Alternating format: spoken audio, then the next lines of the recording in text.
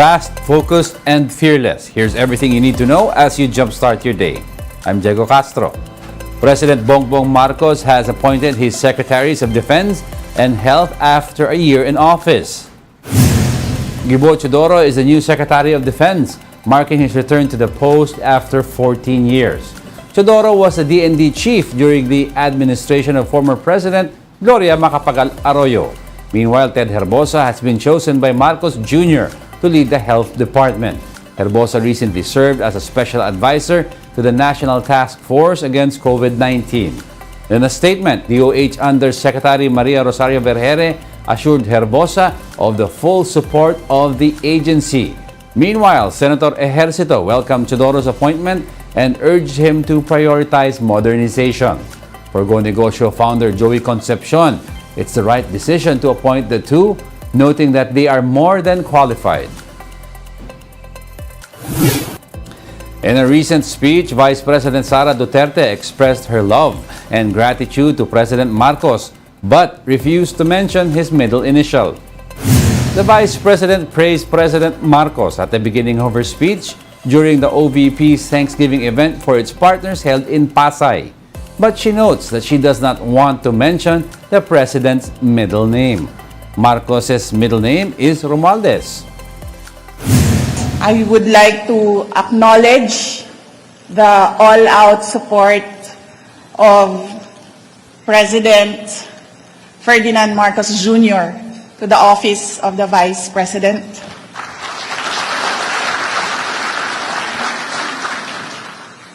Hindi ko nabanggitin ang middle initial niya.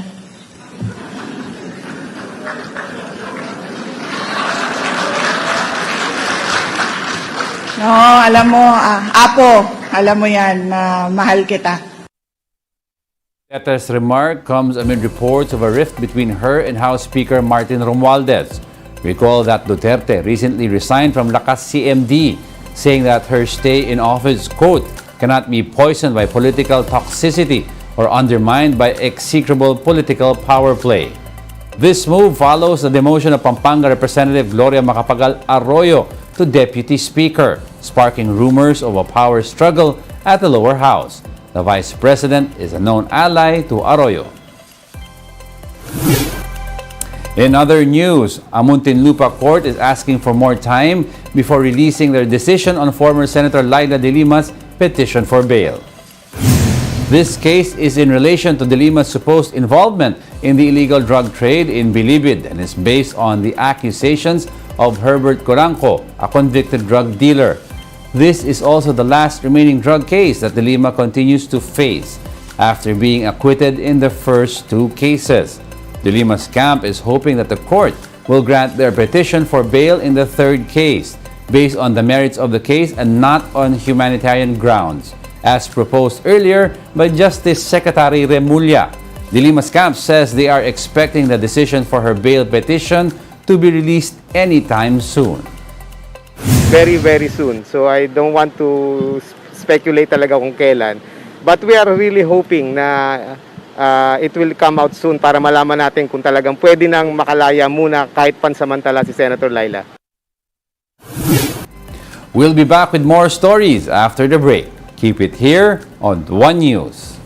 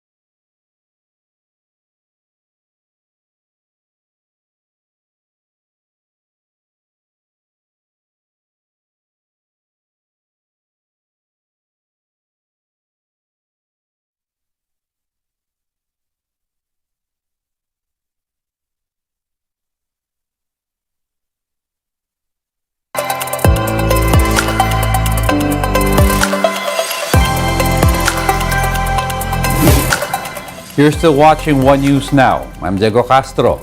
PLDT says one of its submarine cable partners reported connection issues, resulting in some users experiencing slow internet browsing on Monday. In a statement, the telco giant explained that one of its submarine cable partners lost some of its internet bandwidth capacity. With this, customers reported slow internet connection, with some having encountered issues accessing Google services like Gmail and YouTube. PLDT noted that they are now working with their partners to provide alternate capacity that would restore their customers' browsing experience. Last year, PLDT announced that it has invested around 4.4 billion pesos to expand its international capacity by laying down a 9,400-kilometer subsea cable traversing East and Southeast Asia. PHIVOLCS places Mayon volcano under alert level 2 on Monday, which indicates low to moderate occurrence of earthquakes.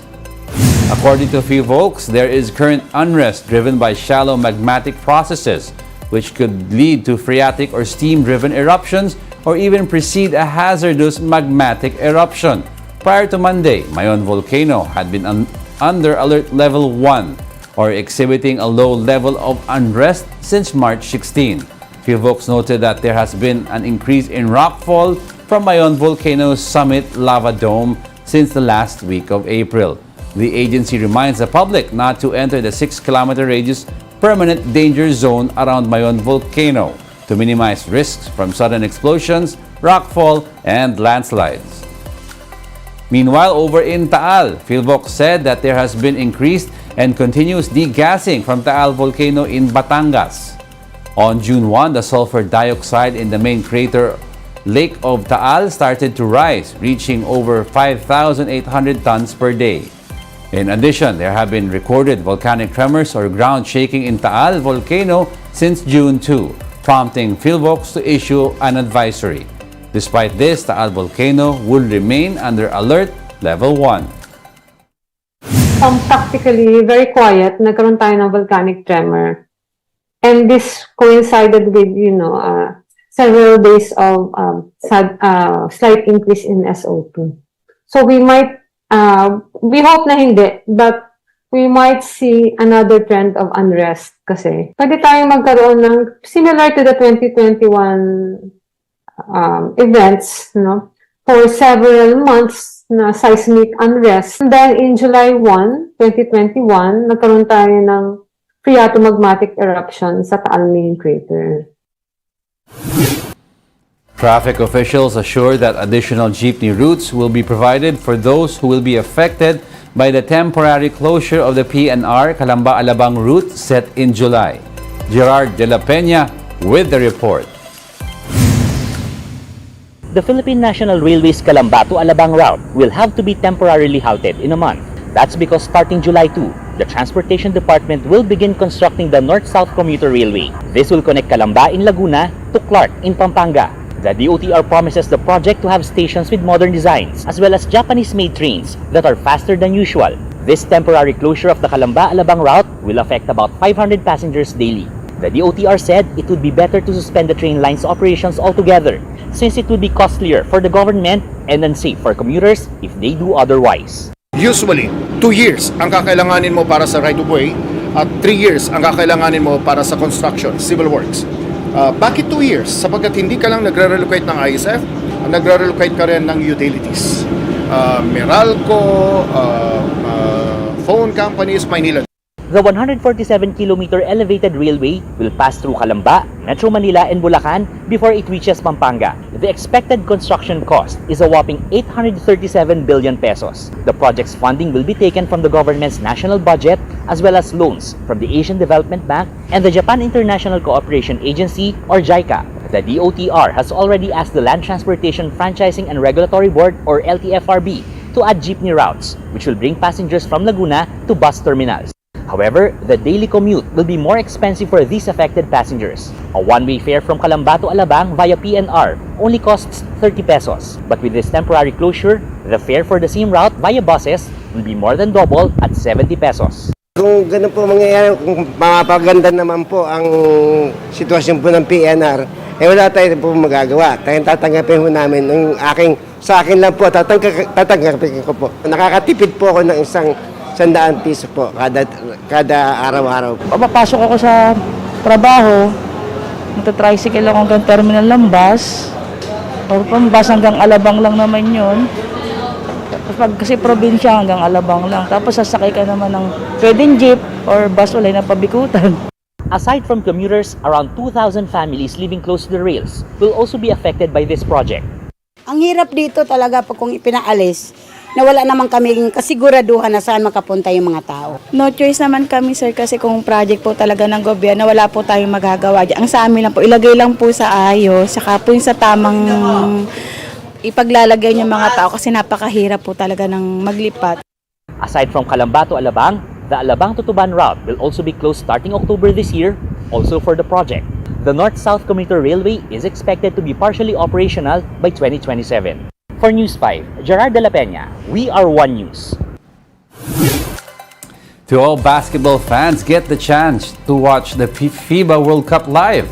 Buy your single-day pass and get access to 2 live games for as low as 999 pesos.